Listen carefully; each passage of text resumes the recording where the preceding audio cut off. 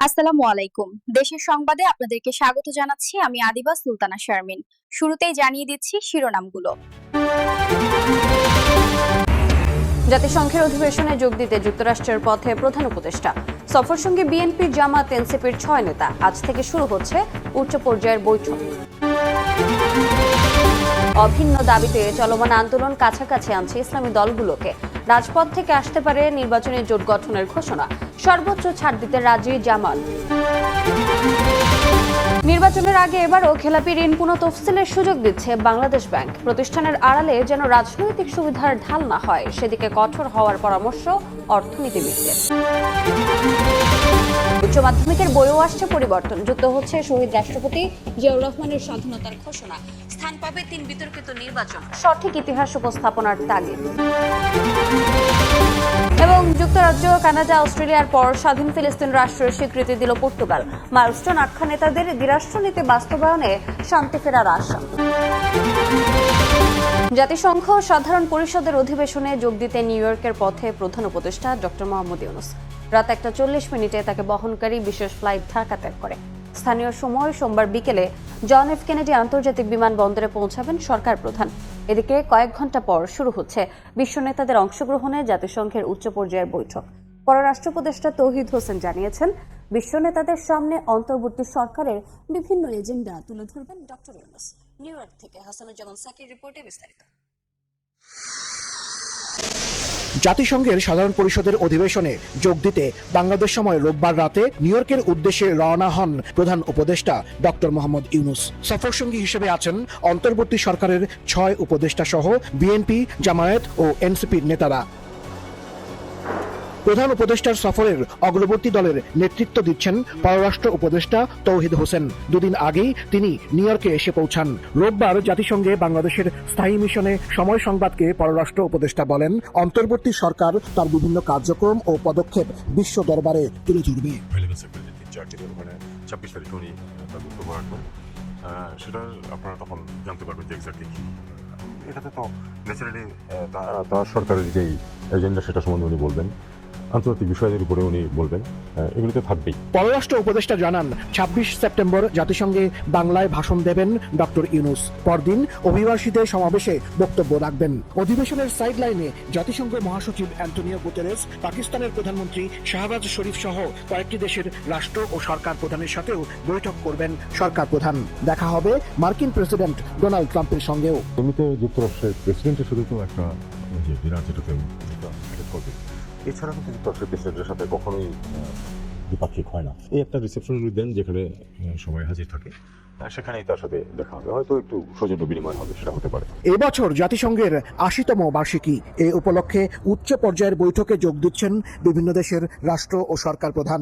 এবারের সাধারণ পরিষদের অধিবেশনের প্রতিপাদ্য batter together 80 years and more for piece, development and human rights. জাতিসংঘের সাধারণ পরিষদের অধিবেশনে যোগ দিচ্ছেন 140টিরও বেশি দেশের রাষ্ট্র ও সরকার প্রধানরা। এদের মধ্যে অনেকেই নিউ ইয়র্কে এসে পৌঁছেছেন। আর এ উপলক্ষে আইন শৃঙ্খলা রক্ষাকারী বাহিনী নিউ ইয়র্কের ম্যানহাটান জুড়ে কয়েক স্তরের নিরাপত্তা ব্যবস্থা নিয়েছে। ফেব্রুয়ারির নির্বাচনে কেউ বাধা দেওয়ার চেষ্টা করলে তাদেরকে রুখে দেওয়ার হুঁশিয়ারি দিয়েছেন বিএনপি নেতারা। ছাত্র সংসদ নির্বাচনের জয়ে বিভোর না থেকে সংসদ ভোটে অংশ নিয়ে জনপ্রিয়তা যাচাইয়ের আহ্বান তাদের। ঐক্য বিনষ্ট হলে এর দায় নিতে হবে বলেও সতর্ক করেন তারা। আরও বলেন, জাতীয়তাবাদী চেতনায় উজ্জীবিত হয়েই সংগঠিত হয়েছে জুলাই গণ অভ্যুত্থান। ডাকসু ও জাকসু নির্বাচনের পর থেকেই এসব নির্বাচন জাতীয় নির্বাচনে কতটুকু প্রভাব ফেলবে তা নিয়ে রাজনৈতিক মহলে চলছে নানা আলোচনা। রোববার জাতীয় প্রেস ক্লাবে এক আলোচনা সভায় বক্তব্য রাখেন বিএনপি চেয়ারপারসনের উপদেষ্টা জয়নুল আবেদিন ফারুক। ছাত্র সংসদ নির্বাচনের ফলাফল নিয়ে বিভোর না থেকে জাতীয় নির্বাচনে অংশ নিয়ে জনপ্রিয়তা যাচাইয়ের আহ্বান জানান তিনি। বলেন, পিআরের দাবিতে যেসব দল মাঠে নেমে জাতীয় নির্বাচনকে শঙ্কায় ফেলতে চায় তাদের রুখে দিতে হবে। কিছু দলকে মাঠে নামিয়ে ফেব্রুয়ারির নির্বাচনকে বানচাল করার জন্য একটি অস্থিরতা, একটা শঙ্কা তৈরি করছেন। রাকসু জাতীয় নির্বাচনেও প্রতিফলন ঘটবে। যদি তাই হয়, এসব পদ্ধতির কথা ভুলে গিয়ে আসুন না জনমত যাচাই করি। এদিকে জাতীয় প্রেসক্লাবে 7 নভেম্বর প্রজন্ম আয়োজিত আলোচনা সভায় বক্তব্য রাখেন বিএনপির সিনিয়র যুগ্ম মহাসচিব রুহুল কবির রিজভী আহমেদ। বলেন, ছাত্র সংসদের প্রতিনিধি নির্বাচিত হয়ে কেউ কেউ অনধিকার চর্চা করছেন। সব দলে অপরাধী থাকলেও বিএনপির বিরুদ্ধেই বেশি প্রোপাগান্ডা হচ্ছে। বিভাজনের এত সুর যে অমুক খারাপ আমরা ভালো, আমরা দেখি যে খুব কায়দা করে নানাভাবে একটা বয়ান তৈরি করে বিএনপির বিরুদ্ধে ব্যবহার করা হচ্ছে। একই অনুষ্ঠানে প্রধান অতিথির বক্তব্য রাখেন বিএনপির স্থায়ী কমিটির সদস্য ডক্টর আব্দুল মঈন খান। ফেসিবাদী সরকারের উগ্র আচরণে স্বৈরতন্ত্র কায়েম হয়েছিল বলে মন্তব্য করে তিনি বলেন, জাতীয়তাবাদী চেতনায় উজ্জীবিত হয়েই সংগঠিত হয়েছে জুলাই গণঅভ্যুত্থান।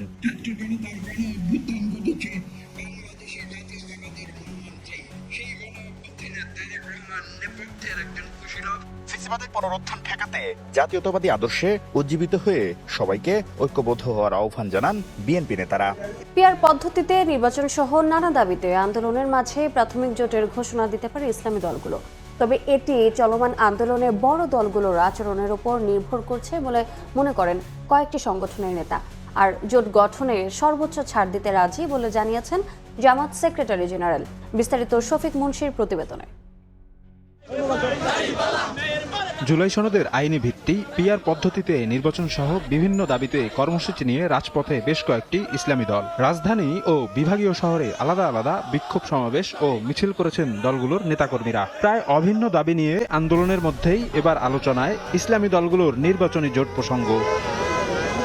চলতি বছরের শুরু থেকে বিভিন্ন কর্মসূচিতে একই মঞ্চে দেখা গেছে জামায়াত, ইসলামী আন্দোলন ও খেলাফত মজলিস সহ বিভিন্ন ইসলামী দলের শীর্ষ নেতাদের। নির্বাচনী সমঝোতার স্বার্থে গত এপ্রিল থেকে জামায়াত ছাড়া 5টি ইসলামী দলের মধ্যে হয়েছে লিয়াজু কমিটিও। এবার চলমান আন্দোলনের মধ্য দিয়ে নির্বাচনী প্রাথমিক জোট করার আভাস ইসলামী আন্দোলন বাংলাদেশ আমিরের।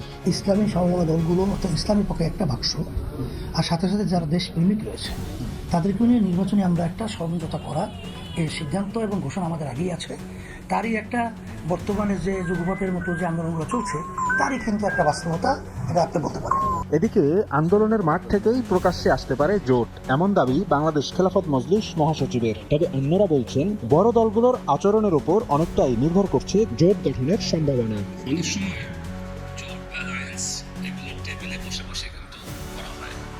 আমার অনেক সময় জোট অ্যালায়েন্স রাজপথেও কি হয় তৈরি হয়ে যায়। আমাদের দলীয় সিদ্ধান্ত এখন পর্যন্ত আমরা একটা বৃহত্তর ইসলামী জোট করব। আগামী নির্বাচনে আমরা ইসলামপন্থী সকল দল অথবা যে সকল দল ইসলামী দল নয় কিন্তু আমাদের সাথে চলতে স্বাচ্ছন্দ্য বোধ করে, আমরা সবাইকে নিয়ে একটা প্ল্যাটফর্ম আমরা তৈরি করব। একই কাছাকাছি দাবি নিয়ে আমরা আন্দোলন করছি। মানে আপনি আন্দোলনের ময়দানে কীভাবে বিহেভ করছেন? আপনি কি আমার নিয়ন্ত্রণ চেষ্টা করছেন, নাকি আপনি তাও তো একটা সন্দেহ হবে যে নির্বাচন করলে তো আপনি কি কাজ করবেন। এটাই নেগেটিভ সাইড আর কি বলছি। এদিকে নির্বাচনী জোট গঠনে জামায়াত সর্বোচ্চ ছাড় দিতে প্রস্তুত বলে জানান দলটির সেক্রেটারি জেনারেল। আমরা ডোমিনেট করব না, আমরা বিগ ব্রাদারলি অ্যাটিটিউড দেখাবো না। আমাদের আসন সমঝোতার প্রশ্ন যখন হবে তখন আমরা প্রয়োজনে আসন যেগুলো ছাড়া প্রয়োজন